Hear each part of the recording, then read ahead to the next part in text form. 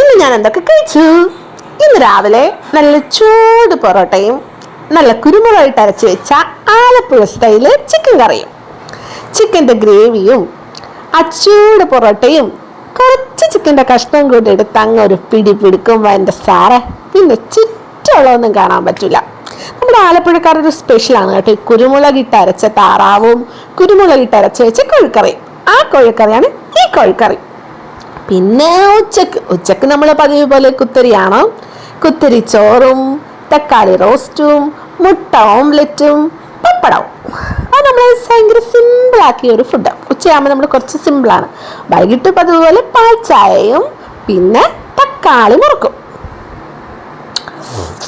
വയലക്കോത്തി വരുന്നു. ഈ ഒരു സാധനം തക്കാളിയുടെ ഫ്ലേവറുള്ള ഒരു കറുമുറയാണ്. അപ്പം നമ്മളിത് കഴിക്കുമ്പോൾ ഭയങ്കര രുചിയാണ്, നല്ല ശബ്ദമൊക്കെ കേൾക്കും. ഇനിയിപ്പോൾ ഇത് വയലോട്ട് വെക്കാൻ പോവാണ്.